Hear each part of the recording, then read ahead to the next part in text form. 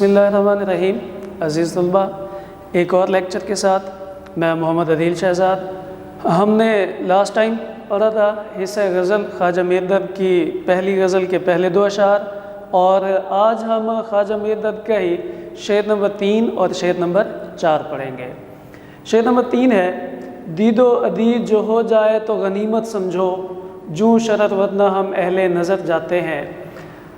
اس کے مشکل الفاظ ہیں: دید و عدید ملاقات کرنا، جوں شرط چنگاری کی طرح، جوں یہاں پہ حرف تشبیہ ہے، شرط چنگاری کو کہتے ہیں۔ اہل نظر عقل مند لوگ، صاحب بصیرت لوگ۔ مفہوم ہے اس کا: اے دوست، اس مختصر ملاقات کو غنیمت سمجھو، کیونکہ ہم چنگاری کی طرح ہیں جو کسی بھی وقت بجھ سکتے ہیں۔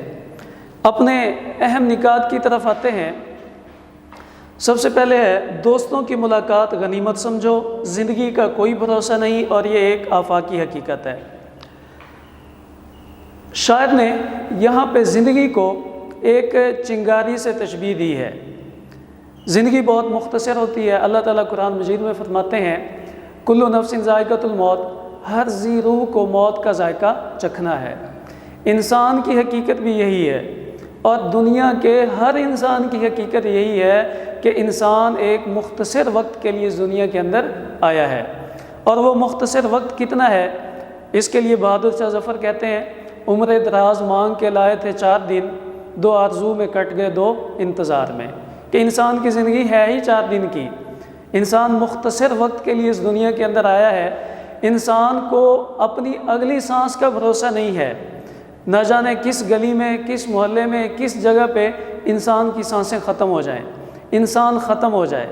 تو خواجہ میردرد کہتے ہیں جب انسان کی زندگی اتنی مختصر ہے اور یہ ایک حقیقت ہے کہ انسان نے ختم ہو جانا ہے، اور اس دنیا کائنات نے بھی ختم ہو جانا ہے، صرف ہم نے نہیں، ہم سے پہلے بھی نہ جانے کتنے لوگ اس دنیا سے چلے گئے۔ پھر جس دور میں ہم موجود ہیں ہم سب نے بھی چلے جانا ہے، ہمارے بعد میں آنے والوں نے بھی چلے جانا ہے۔ تو اس پر وہ کہتے ہیں کہ اگر اس مختصر سی زندگی کے اندر ہمیں ایک دوسرے کے ساتھ ملاقات کا موقع ملتا ہے تو ہمیں اس میں ملاقات کر لینی چاہیے، اسے غنیمت سمجھنا چاہیے کہ دوستوں کے ساتھ ملاقات غنیمت ہے۔ یہ جو مل بیٹھتے ہیں، انسان دنیا کے کاموں کے اندر اتنا مصروف ہو جاتا ہے کہ پھر ایک دوسرے کے ساتھ ملاقات کا وقت ہی نہیں ملتا۔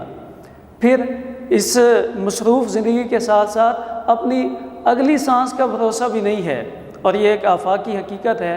تو اس پر وہ کہتے ہیں کہ اگر کچھ وقت ایک دوسرے کو دیکھنے کا، مل بیٹھنے کا، بات کرنے کا موقع ملتا ہے تو انسان کو وہ موقع ضائع نہیں کرنا چاہیے۔ اس کے بعد اس میں ایک پہلو یہ بھی نکلتا ہے کہ دوست رشتہ داروں سے ملاقات غنیمت سمجھنی چاہیے۔ ایک اس کا پہلو تو یہ ہے کہ جو بھی ہمارا تعلق دار ہے اس کے ساتھ اگر کچھ وقت ملتا ہے بات کرنے کا تو وہ ہمیں بات کر لینی چاہیے۔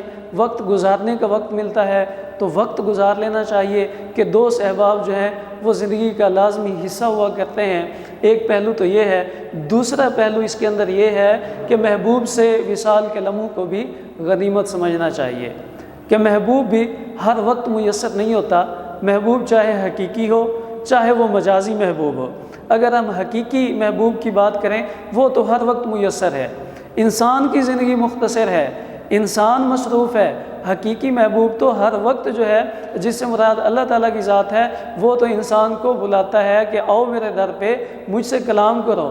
تم دن کے وقت آؤ گے میں تب بھی تمہارے لیے سامنے موجود ہوں، تم رات کے وقت آؤ گے میں تب بھی موجود ہوں، تمہارے آنے کی دیر ہے میں تو تمہارے انتظار میں ہوں جب تک تمہارے اندر سانس موجود ہے، اور جب سانس ختم ہو جائے گی پھر جو ہے اس کا انتظار بھی ختم ہو جائے گا۔ پھر انسان کسی کی ملاقات کے لیے جا ہی نہیں سکتا، اور اگر محبوب مجازی ہو تو محبوب مجازی جو ہے وہ دنیا کے اندر بہت کم وقت کے لیے میسر ہوتا ہے۔ اس کے ساتھ 2 لمحوں کی ملاقات جو ہے اس کو بھی غنیمت سمجھنا چاہیے۔ اس کے ساتھ 2 باتیں، 2 الفاظ یہ بھی اگر کر لیے ہیں تو اس کو بھی غنیمت سمجھنا چاہیے۔ تو دونوں پہلو کے لحاظ سے ہم اس شعر کی تشریح دیکھیں گے کہ اگر دوست احباب رشتہ داروں سے ملاقات ہوتی ہے تو اسے بھی غنیمت سمجھیں، اور اگر اپنے محبوب سے ملاقات ہوتی ہے تو اسے بھی غنیمت سمجھیں۔ اسی طرح سے یہاں پہ جو شاعر نے بات کی ہے اہل نظر کی، تو اہل نظر سے مراد نیک لوگ ہیں، اہل نظر سے مراد صوفی ہیں، اہل نظر سے مراد اہل دل ہیں، کہ جو نیک لوگ ہوا کرتے ہیں ان کی صحبت بھی غنیمت ہوا کرتی ہے۔ اگر وہ کچھ وقت کے لیے، مختصر سے وقت کے لیے میسر ہیں، ان کی ملاقات ہو گئی ہے ان سے، یا ان کی کوئی بات سننے کو مل گئی ہے، تو وہ بھی غنیمت ہوتی ہے کہ اہل اللہ، اہل دل، اہل نظر، صوفی، نیک لوگ جو ہیں وہ ہر کسی کو میسر نہیں ہوتے، وہ تو اللہ تعالیٰ کے ساتھ دل لگا کے بیٹھے ہوتے ہیں۔ اگر عام لوگوں کو ان کی کوئی بات میسر آ گئی ہے، ان کا کچھ وقت میسر آ گیا ہے، تو اس کو غنیمت سمجھنا چاہیے۔ اسی طرح سے شاعر نے یہاں پہ زندگی کو چنگاری سے تشبیہ دی ہے، تشبیہ بھی شعر کے اندر موجود ہے، زندگی کو چنگاری سے تشبیہ دی ہے کہ انسان کی زندگی چنگاری کی مانند ہے۔ چنگاری جو ہے وہ کچھ وقت کے لیے، کچھ لمحوں کے لیے جو ہے وہ راکھ کے اندر موجود ہوتی ہے، چمک رہی ہوتی ہے، لیکن کچھ لمحوں کے بعد وہ راکھ میں تبدیل ہو کے راکھ ہو جاتی ہے۔ انسانی زندگی بھی اسی طرح سے ہے، دنیا کے اندر کچھ لمحوں کے لیے، کچھ وقت کے لیے جو ہے وہ چمک رہی ہوتی ہے۔ انسان خاک ہے اور آخر کار خاک میں مل کے انسان خاک ہو جاتا ہے۔ تو یہ چند چیزیں تھیں شعر نمبر 1 کے اندر۔ اسی حوالے سے میں نے 2 شعر لکھے جو اس شعر کی تشریح میں لکھے جا سکتے ہیں کہ آتے ہوئے اذاں ہوئی، جاتے ہوئے نماز، اتنے قلیل وقت میں آئے چلے گئے، کہ انسان کی زندگی اتنی مختصر ہے کہ انسان جب اس دنیا کے اندر آتا ہے اس کے کان میں اذان دی جاتی ہے، اور جب اس دنیا سے جاتا ہے تو نماز پڑھ دی جاتی ہے، تو انسان کی زندگی تو اتنی مختصر ہے۔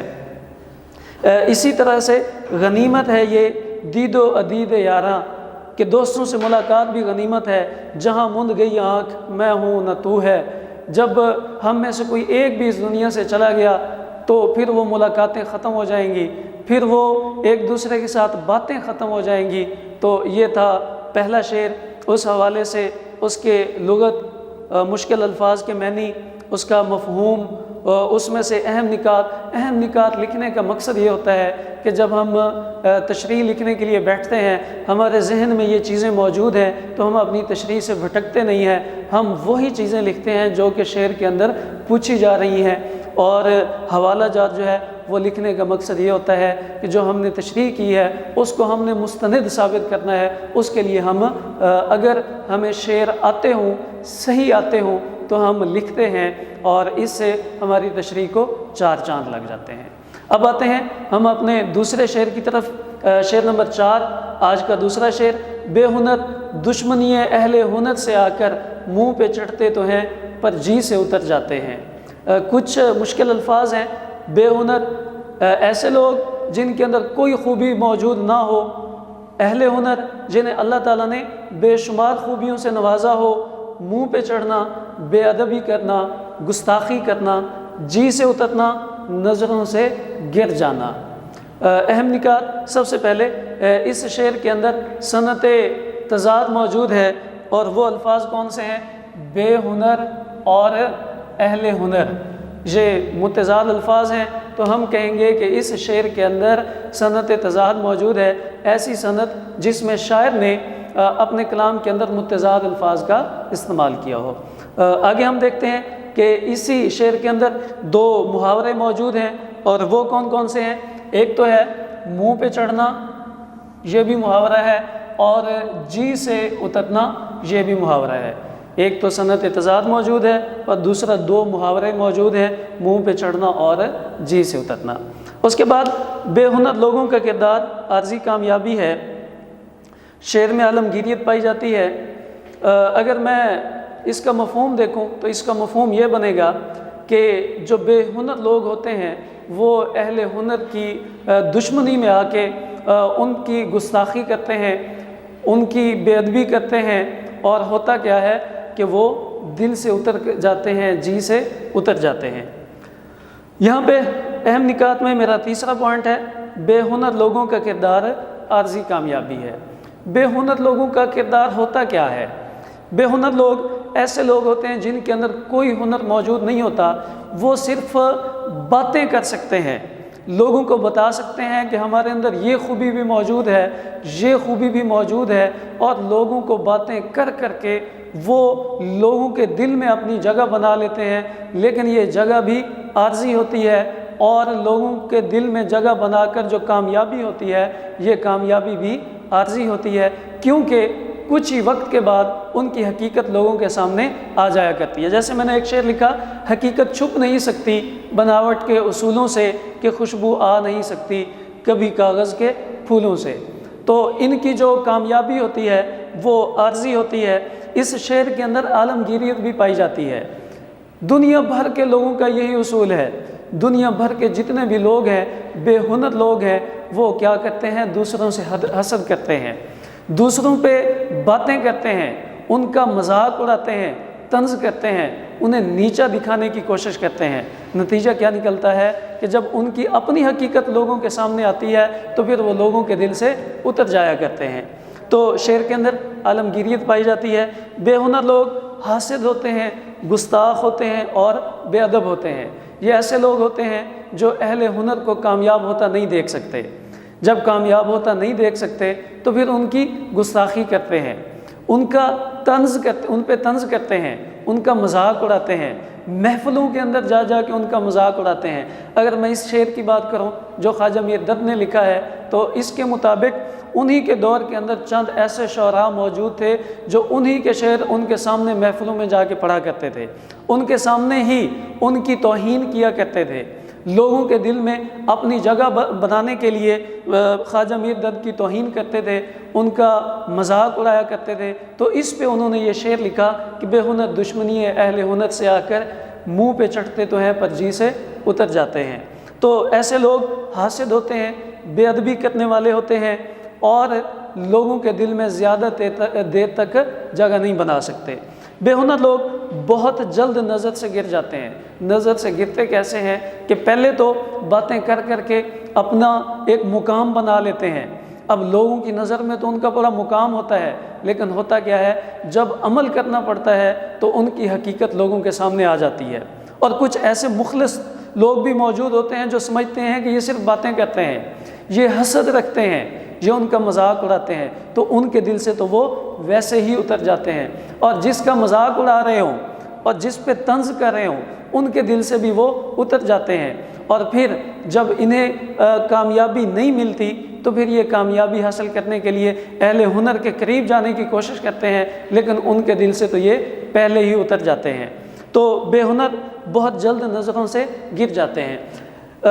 خواجہ میر دد ایک باہنر شاعر جس کی شاعری کے اندر تاثیر موجود ہے۔ میں نے ابھی مثال دی کہ خواجہ میر دد جو ہے وہ تصوف کے امام ہیں، اور ان کے مقابلے کی شاعری تصوف کے اندر اس دور میں کوئی ایسا شاعر موجود ہی نہیں تھا جو تصوف پہ اتنے اعلیٰ پائے کی شاعری کرتا ہو، لیکن لوگ جلتے تھے، اور بات تخلص لوگ بھی ان سے جلتے تھے، لیکن وہ کہتے ہیں کہ جو تاثیر میری شاعری کے اندر موجود ہے اگر وہ تاثیر حاصل کرنی ہے تو اس کے لیے محنت کرو، میرا مذاق نہیں اڑاؤ۔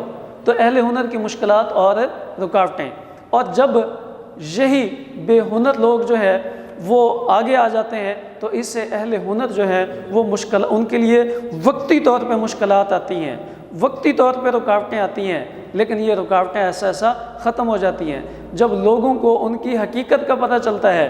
تو بے ہنر لوگ جو ہے وہ جہاں سے آسمان پہ جانے کی کوشش کرتے ہیں اسی طرح اتنی ہی تیزی سے نیچے زمین پہ آ کے گرتے ہیں، اور اہل ہنر جو ہوتے ہیں وہ ان تمام مشکلات کو عبور کر کے، ان تمام رکاوٹوں کو عبور کر کے اپنے اصل مقام تک پہنچ جایا کرتے ہیں۔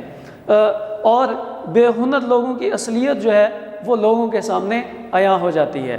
اب عمل تو ان کے اندر موجود ہوتا نہیں ہے، ان کا کام تو صرف باتیں بنانا ہوتا ہے، ان کا کام تو صرف مذاق اڑانا ہوتا ہے، ان کا کام تو اہل ہنر کو نیچا دکھانا ہوتا ہے۔ اور جب وہ یہ سب کر گزرتے ہیں اور خود کچھ کر نہیں سکتے تو پھر لوگ تو سمجھ جاتے ہیں کہ ان کے اندر کوئی خوبی موجود نہیں ہے، یہ دوسروں کا مذاق اڑا کے اپنی خوبیوں کو اجاگر کرنا چاہتے ہیں جو ہیں ہی نہیں۔ تو ان کی جو اصلیت ہے وہ لوگوں کے سامنے عیاں ہو جاتی ہے، لوگ ان سے واقف ہو جاتے ہیں اور پھر لوگوں کی نظر سے وہ گر جایا کرتے ہیں۔ تو یہ چند چیزیں اس کے اندر موجود تھیں۔ ایک اور شعر میں نے یہاں پہ لکھا، بے ہنر لوگوں نے پھر مانگا میرے فن کا ثبوت، آ میری سچائی کی خوشبو میرے لفظوں میں آ۔ تو یہ حوالے کے طور پہ 2 اشعار میں نے لکھے۔ یہ شعر یہ دونوں اشعار اس کی تشریح میں لکھے جا سکتے ہیں۔ امید ہے آپ کو اس سے متعلق تمام چیزیں سمجھ آئی ہوں گی۔